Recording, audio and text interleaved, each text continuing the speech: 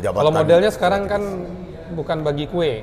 Kalau kuenya kurang ditambah kuenya ini. Ada jabatan wakil menteri. Nah, yang ini kue tambahan nih. Akankah Sumbar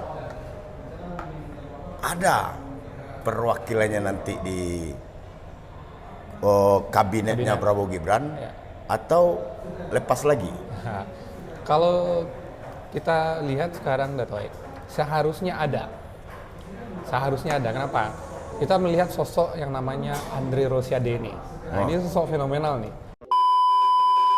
Ini objektif ya, saya sampai detik ini belum pernah ketemu yang namanya Andre Rosiade. Yeah. Tapi dia memang artinya energi kita sekarang yang katakanlah mau dipakai orang atau pihak tertentu untuk tetap membangun agitasi tidak terima hasil pemilu, lebih bagus energi itu kita konversikan, kita gunakan untuk mendorong. Sumbar butuh Ada anak putra daerah dan Sumbar ingin seayun selangkah dengan program nasional. Betul. Ya kan?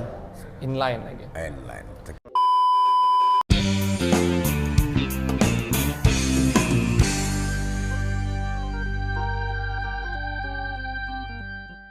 Assalamualaikum warahmatullahi wabarakatuh. Waalaikumsalam warahmatullahi. Malam ini Ngobrol Pintar bareng Toat kembali hadir menyapa viewers sedunia. Podcast yang sangat-sangat ditunggu oleh banyak pemirsa.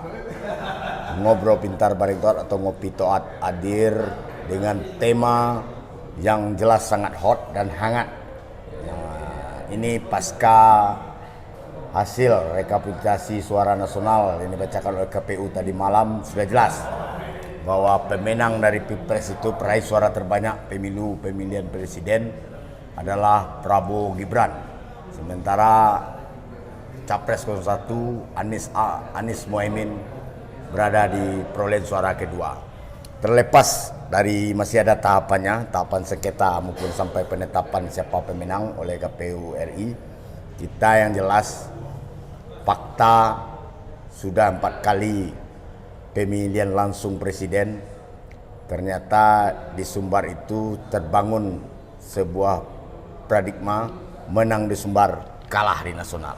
Saya malam ini bersama seorang pemikir muda yang merupakan Direktur Eksekutif Polstra Research and Consulting. Yuvaldi Ricky ya. Ricky Polstra saya bisa memanggilnya. Bung Ricky, apakah ini sudah menjadi branding dalam elektoral ketika kalah di Sumbar, menang di Sumbar, kalah di nasional? Ya. Cuma satu kali yang sama-sama dengan nasional itu SBY putaran kedua. Ya. Kalau kita lihat dari 2014, 2019, 2024, nah Ya. tiga periode pemilu Ya. ini ya hasilnya kayak gitu udah tahu. Teorinya adalah kalau menang di Sumbar kalah di nasional. Ya. Dan itu bagi pemerhati dan pengamat politik atau konsultan politik itu menjadi brand gitu. Ya, Sehingga Sumbar sering dilepas gitu oleh pemikir-pemikir politik nasional. Ya. Gitu. Ya kalau kita lihat kan sebenarnya kalau secara jumlah ya besarannya kita ini kan nggak terlalu ngaruh ke suara Ya, betul. nasional 3% lah ya. Tapi ngaruhnya berisik kan. Tapi suara berisik. Dia nggak Suara ngaruh berisik. tapi berisiknya ini. Ya. Karena mungkin itu tadi kata orang Sumatera Barat ini kan lumbungnya pemikir. Jadi apa yang dipikirkan, apa yang diomongin sampai sekarang ternyata masih menjadi perhatian di tingkat nasional walaupun secara size-nya kecil, jumlah orangnya. Oh iya, size-nya. Secara ukurannya kan kecil tapi suaranya lantang. Itu ya. Ya. Sehingga itu menjadi hal yang menjadi tren jadinya kan. Ya. Sementara sampai saat ini anggapan orang, penilaian orang seperti itu. Kalau kalah di menang di Sumatera Barat artinya kalah di Sumatera Barat artinya menang di nasional. Pengumuman hasil Pilpres kemarin tadi malam itu, Ya. Rabu malam itu membuktikan bahwa real count, quick count akhirnya idem dito gitu. Ya. Dengan hasil yang manual sebenarnya. Ya. Ini memang sudah menjadi keilmuan dari seorang yang suka melakukan realcon atau quickcon sehingga bersinergi dengan hasil akhir gimana ya? Ya sebenarnya quickcon itu memang kalau gorengan di masa pemilu itu bagi yang kalah selalu menjadi gorengan lah. Ya, kalau angkanya kecil itu pemilihnya digiring untuk tidak percaya dengan hasil quickcon. Tapi berdasarkan quickcon sekarang kalau disanding dengan realcon yang hasil putusan KPU tadi malam, itu rata-rata lembaga survei kita ini di Indonesia ini hasil quickcon yang ditayangkan itu cuma miss 0,12%, nggak terlalu signifikan hasil quickconnya. Semuanya data quickcon tuh hampir mendekati dengan hasil recon KPU. Nah, Bung Riki, ketika penghitungan akhir itu sudah diumumkan secara resmi oleh lembaga yang memang resmi, yang diberikan oleh undang-undang haknya untuk mengumumkan hasil. Nah, bagi pasangan yang menyatakan menang ini apa yang akan mereka lakukan lagi ini? Ya, ini pernah kita bahas di Ngopi Toat juga ada Prabowo Subianto dan Prabowo Gibran pasti akan membentuk pemerintahan yang kuat. Ini kecenderungan seperti itu. Setelah ada koalisi pemilu, akan ada koalisi pemerintahan. Kalau dilihat masa SBY atau masa Jokowi itu rata-rata akan mengumpulkan kekuatan parlemen itu di angka 70-75%. Ya, harus ada kekuatan berimbang ya. Atau mendominasi pemerintahan di parlemen harus jelas. Karena ini berkaitan dengan programnya atau gimana? Prabowo Gibran kalau bertahan dengan kekuatan koalisi dia sekarang di parlemen, itu kan secara angka kita lihat kan belum kuat. Belum kuat ya? Belum kuat, maka dia akan butuh kekuatan tambahan. Jadi akan terjadilah manuver, akan terjadilah akan ada makan nasi goreng pagi gitu. Makan malam lagi. Makan malam lagi, besok kaget-kagetan para pendukung ini gitu kan. Itu karena gini, apalagi di sekarang nih Prabowo Gibran punya janji politik yang lagi ditunggu-tunggu publik, makan siang gratis. Yes, ini kan realisasinya butuh dukungan DPR. Gitu.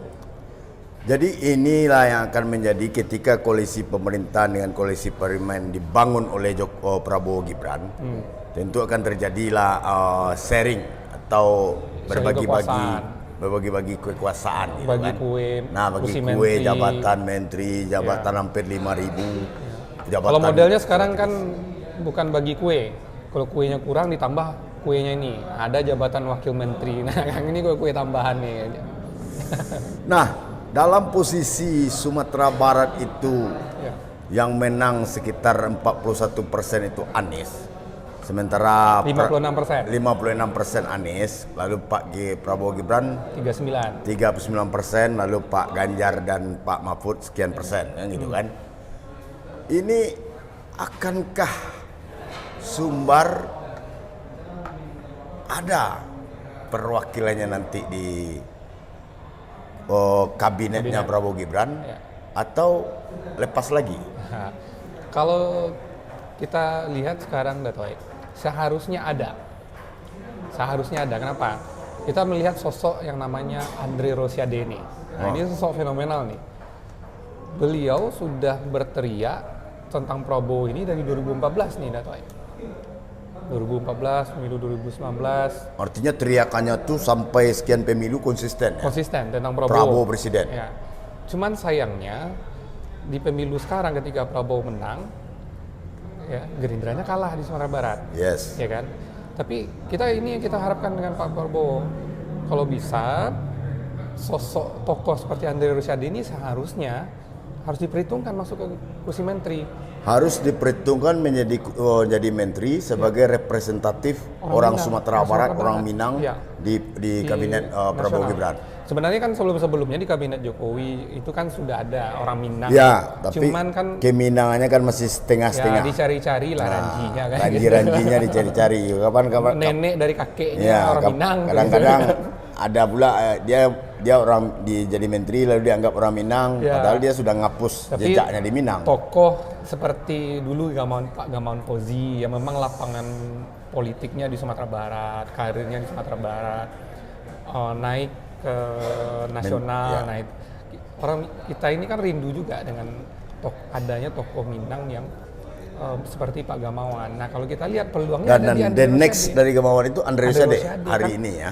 Karena beliau orang dekat, sangat dekat dengan Pak Prabowo. Ya tapi persoalannya Andre Rosiade itu pagi-pagi sudah mendeklar dia kalah di Sumbar katanya. Iya. Apa betul itu kalah toilet atau kalah karena sudah begitu banyak kan biasa kita nonton bola, jadi timnya all out lalu kalah juga, tapi penontonnya standing applause kepada pemainnya gitu begitu keluar lapangan. Apakah posisi Andre nggak seperti itu? Andre Rosiade itu di kalangan pemilih Prabowo 39% ini dia menjadi ikon. Karena gini, ekspektasi orang, terutama pendukung Anies Baswedan di Sumatera Barat, dia bisa menang seperti Pak Prabowo 2014-2019 di Sumatera Barat. 85 ke atas ya? 80% sekian. Ya. Nah, ternyata faktanya tidak seperti itu. Nggak gitu juga ya. Bahkan target tim kampanye Prabowo Gibran Sumbar pun lewat sama dia ya. Sebenarnya ini targetnya 80%. Di luar dugaan juga bisa tembus 39%. Oh, itu di luar. Itu surprise.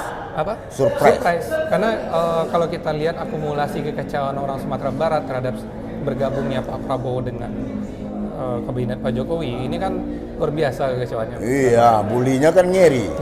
Nah, tapi di sini kita melihat kenapa bisa di angka 39% ini tidak terlepas dari kerja politik dari yang namanya Andre Rosiade. Kerja politik, kerja berdarahnya seorang Andre Rosiade. Betul. Beliau bekerja, kalau kami perhatikan, itu sejak Pak Prabowo bergabung dengan pemerintahan Jokowi, beliau sudah melihat resiko politik dia di Sumatera Barat. Dan sejak itu nggak putus-putus kerja politiknya kalau kita lihat. Ini penilaian seorang yang biasa berkecimpung dalam konsultan politik di Sumatera Barat. Meski masih muda Ricky Postra ini, tapi visinya ke depan itu jauh. Dan menyikapi Andre Rosiade ini tidak ada titipan, tidak ada pesanan, tapi ini adalah objektif dari seorang konsultan bahwa kabinet Prabowo Gibran itu salah satunya harus ada representatif orang Minang, orang Sumatera Barat. Dan mohon kiranya Pak Prabowo dan Pak Gibran untuk memperhatikan ini. Dan sosok yang sangat-sangat representatif itu adalah Bung Andre Rosiade, betul nggak? Betul, ini bukan soal karena Sumatera Barat sudah secara elektoral sudah mendukung Prabowo cukup lama.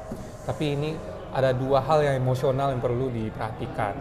Pertama, Sumatera Barat ini kan udah lama berhubungan secara emosional dengan Pak Prabowo ini. Ada kaitan historis dengan Pak Prabowo ya. 2014-2019 itu kan orang Sumatera Barat ngasih saatnya hatinya lah ke Sumatera Barat. 2024 nih Pak Prabowo membuktikan bahwa Sumatera Barat itu memang kampung halaman keduanya. Nah ini tentu kita lihat siapa tokohnya kan gitu. Nah tokohnya yang paling memungkinkan itu ya Andre Rosiade ini. Ini objektif ya dari saya sampai detik ini belum pernah ketemu yang namanya Andre Rosiade. Tapi dia memang secara kalau kita baca politik Sumatera Barat pasti namanya harus disebut gitu kan. Jadi Andre Rosiade jadi menteri tanpa Bung Riki menyuarakan ini, tanpa ada pesanan, bahkan kenal pun bertemu juga. Ketemu belum pernah. Silakan tanya langsung beliau. Kita belum pernah ketemu. Tapi kenyataannya, walaupun begitu, orang Sumbar ini kan aneh dalam menyikapi sesuatu itu. Kalau saya, misalnya saya ini, saya nonton bola, lalu pertandingan itu sudah berakhir, lalu siapapun pemenangnya, kita kan sama-sama mengakui, misalnya lawan menang karena memang hebat, skillnya hebat, sementara tim kita kalah. Tapi di Sumatera Barat ini, kalau dalam kacamata pemilu, justru tidak. Move on-nya lama. Andre Rosiade itu sasaran bully, sasaran caci. Harusnya dengan posisi Sumatera Barat yang kalah secara nasional, harus ada sebuah gerakan konsolidasi masyarakat untuk memberikan sikap politik Sumatera Barat bahwa Andre Rosiade selain dia kader langsung dari Prabowo Subianto, juga dia telah berbuat untuk Sumatera Barat, berdarah menjadikan Prabowo Subianto dan Gibran 39% itu. Ini kan harus gerakan bersama. Sehingga Pak Prabowo dan Gibran mendengar, membaca, melihat itu. Ya, betul deh, Pak. Sebenarnya kalau orang Sumatera Barat ini katakanlah saat ini rindu ada orang Sumatera Barat, benar-benar datang dari Sumatera Barat, orang Minang itu bisa masuk di pemerintahan jadi menteri, maka jalan satu-satunya adalah rekonsiliasi. Move on segera. Move on segera. Kata orang Minang itu kan apa? Kiamat lalu, biduk lalu Kiambang Batawi. Pemilu udah selesai. Pemilu sudah selesai, penghitungannya sudah selesai, lalu kita menunggu kalau nggak ada halang melintang 20 Oktober Prabowo Gibran dilantik. Nah, artinya kita sekarang bicara sebelum habis Oktober kabinet diumumkan dan salah satunya kebanggaan kita nantinya ada orang putra Minang yang punya menjadi peluang yang besar menurut kita ya. Nah, dan itu adalah peluangnya ada sama sosok Andre Rosiade. Ya dengan catatan semua mata kita berbicara sekarang Sumatera Barat ke depan. Cuma Sumatera ke depan ini kan juga ada pilkada juga. Ini persoalan kita. Elit-elit ini kan juga ada kepentingan lagi nih. Kalau cepat rekonsiliasi ada pihak yang dirugikan. Ya kayaknya itu yang sulitnya kan gitu. Ini tapi tantangan kita di sana ada. Tapi saya melihat ini harus dibedakan, dibedah cepat ini, dibumingkan cepat bahwa masyarakat Sumatera Barat ingin kabinet Prabowo Gibran itu ada perwakilan orang Sumbar atau orang Minangkabau, dan itu yang paling cocok dan paling klop di kabinet itu adalah Andre Rosiade. Karena ya beliau seperti kita bilang tadi kan. Kalau ikon tadi itu biduk lalu Kiambang Batawi. Ya, kalau spirit biduk lalu Kiambang Batawi itu kita aktifkan sama-sama, seluruh elit politik dan tokoh-tokoh masyarakat ini sepakat mengkampanyekan biduk lalu Kiambang Batawi dan mendorong Bang Andre Rosiade ini jadi menteri sampai ke telinganya Pak Prabowo. Saya rasa Sumatera Barat akan menciptakan sejarah baru. Itu nggak seperti yang dibayangkan orang. Susah move on. Tapi sekarang ternyata berisik nasional. Tapi yang terjadi pada saat pemilu selesai, orang Sumatera Barat dia menyatukan visi atau keinginan untuk mendorong. Sebenarnya arti penting dari seorang orang Sumbar dari kabinet itu apa bagi Sumatera Barat? Menandakan Sumatera Barat itu memang lumbungnya pemikir, lumbung otak-otak hebat. Karena kalau kita bicara kejadian masa lalu, hampir di masa pemerintahan seperti Pak Soekarno, Bung Karno, Pak Harto, itu ada orang Minang mewarnai. Terakhir Pak SBY ya? Terakhir Pak SBY. Setelah Pak SBY itu pun secara jumlah nggak sebanyak dulu kan. Gitu. Jadi lebih kepada bagaimana kejayaan tanah Minangkabau ini tetap lestari. Bahwasanya tanah Minang ini tempat lahirnya pemikir-pemikir bangsa. Dan sekarang, orang Minang ini adalah lemprekat NKRI yang paling kuat. Dan ikonnya apa ya, berada di kabinetnya presiden, kebijakan pemerintahan di level nasional. Jadi nggak kayak kemarin-kemarin lah. Kemarin kan dicari-carikan ranjinya gitu kan. Baru ternyata orang Minang gitu kan. Gitu. Ada orang yang benar-benar kita anjungkan, yang kita usung. Ini kan berbeda pula ceritanya nanti. Suatu kebanggaan pula. Ada kursi menteri itu berasal dari dorongan masyarakatnya sendiri. Bukan karena bagi-bagi kue di istana di Jakarta, tapi ini dari bawah gitu. Nah, ini kan menjadi budaya politik yang baru. Jadi, juga ada.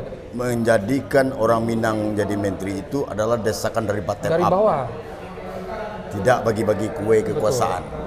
Jadi ada memang dorongan dari bawahnya, sehingga Sumatera Barat ini tidak dilihat orang lagi setelah pemilu masih. I agree banget saya. Masih terbelah menjelang pemilu ke depan gitu kan. Tapi bagi Andre Rosiade sendiri kan dia nggak tipikal meminta itu. Ya, justru mungkin karena itu tadi. Karena dia kader pilihannya partai. Apakah kita menyia-nyiakan momentum ini atau memanfaatkan momentum ini, ya seperti datangnya pahami lah kalau soal politik kekuasaan ini kan siapa yang pandai memanfaatkan momentum aja. Nah kita Sumatera Barat punya momentum saat ini. Dan itu momen jadi menteri itu ada sama seorang Andre Rosiade. Bus keren. Ya, itu Ricky Postra yang berbicara lepas saja, tidak ada persoalan-persoalan lain yang Ya kita lihat hitung politiknya kan. yang mengelaborasi pemikirannya. Saya kira apa yang menjadi ucapan Bung Ricky Postra ini tentunya nanti akan bertindak lanjut terhadap dia dengan misalnya adanya petisi terbuka pada Presiden dan Presiden Prabowo dan Pak Gibran. Rakyat Sumbar inginkan kabinet itu ada satu sosok yang menjadi representatif orang Sumbar di kekuasaan, itu kan. Mungkin itu kita ambil aja pemikiran ini sebagai sebuah pencerdasan, sebuah keinginan bersama untuk move on Sumatera Barat. Bahkan kalau bisa Dato' abis ini inisiatifnya jalan, bukan hanya sekedar yang obrolan sampai di sini lalu hilang. Nah, kalau saya kan melihat Bung Ricky Postra ini pakarnya kan passing, ya silakan saja bantu dikit-dikit lah supaya orang Minang ini, orang Sumbar ini tidak terkontaminasi terus. Rugi kita, Bung. Ya, karena nasional itu besar. Betul. Sumbar itu bagian dari nasional. Ya. Kalau kita tetap bertahan bahwa presiden kita itu adalah Anies, ya kita ditinggal dong dalam gerak laju pembangunan nasional yang akan membahana nantinya. Artinya energi kita sekarang yang katakanlah mau dipakai orang atau pihak tertentu untuk tetap membangun agitasi tidak terima hasil pemilu, lebih bagus energi itu kita konversikan, kita gunakan untuk mendorong. Sumbar butuh ada anak putra daerah dan Sumbar ingin seayun selangkah dengan program nasional. Betul. Ya kan? Inline lagi. Inline. Oke. Jangan seolah-olah Sumbar ini di provinsi oposan. Oposan. Nah, itu. Cukuplah oposan itu ada di parlemen. Cukuplah politisi di level partai politik atau elit politik yang oposan. Masyarakatnya jangan dibentuk menjadi pola pikirnya oposan. Apa yang terjadi di nasional selalu jadi seolah-olah itu perlawanan di sini. Oke, Bung Ricky, mungkin ini bagian terakhir dari Ngopi Toat malam ini. Sumatera Barat dengan apapun hasilnya, dengan apapun kondisinya, bahwa orang Sumbar harus menjadi bagian dari kabinet Prabowo Gibran nantinya. Dan untuk itu saya berharap ada statement penutup yang memotivasi dan menyejukkan bahwa tool ini tercipta hendaknya dari Bung Ricky Postra. Ya, closing statementnya Dato' dan pemirsa penonton Ngopi Toat, ngobrol pintar Bareng Toat. Bahwasanya ini kita punya peluang karena momentumnya ada. Momentumnya apa? Saat ini siapa yang menjadi terpilih sudah ditetapkan oleh KPU. Walaupun dari kubu Anies Baswedan, ini bukan kubu Anies Baswedan, dari Anies Baswedannya ini. Kalau dibilang kubu enggak, karena partainya udah terima. Ya, PKS sama Nasdem udah terima hasil pemilu. Artinya dari Anies Baswedan masih akan melanjutkan agenda ke MK. Tapi ini kita harus bicara tentang daerah kita lagi, tentang nagari kita, tentang kampung halaman kita, kepentingan objektif kita di Sumatera Barat. Ada peluang putra daerah kita jadi menteri.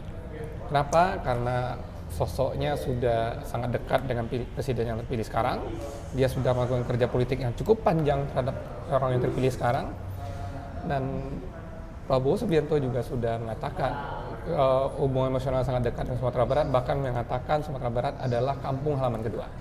Ini adalah momentum yang harus kita manfaatkan. Tentu tidak cukup dengan Andre Rosiade sendiri dengan partainya. Ya. Harus datang dari masyarakat. Gelombang dukungan itu harus dari masyarakat Sumatera Barat. Harus dibangun terus. Kasihan Bang Andre itu dia teriak-teriak terus di media sosial tentang Sumatera Barat. Ya.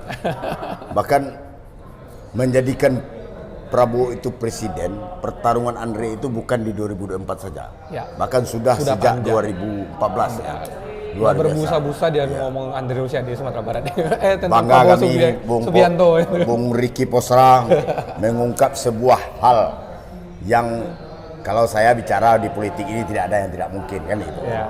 Persoalan representatif orang Minang di kabinet sudah kita kupas, dan itu sosok yang paling dekat sekali untuk mendapatkan momentum ini adalah Andre Rosiade. Ya. Peraih suara terbanyak dalam pemilu DPR RI se-Sumatera Barat, dan juga orang yang sudah berdarah memenangkan Prabowo Gibran, dan sudah berdarah juga membangun Sumatera Barat. Ya. Kalau kemarin kita berjuang di 3 poros, Ya. mungkin kampanyenya sekarang adalah perjuangan bersama Sumatera Barat. Perjuangan bersama masyarakat Sumatera Barat, petisi terbuka kepada Bapak Prabowo dan Pak Gibran yang ditetapkan oleh KPU sebagai pemenang pemilu Presiden dan Wakil Presiden tadi malam. 1 kursi menteri untuk 1 putra kursi menteri Minang. atau bahkan lebih, kita tunggu polais dari Presiden terpilih. Thank you Bung Riki. Terima kasih. Billahi Sama-sama, taufik Pak. hidayah. Ngopi top malam ini kita akhiri. Assalamualaikum warahmatullahi wabarakatuh. Waalaikumsalam warahmatullahi wabarakatuh. Mantap.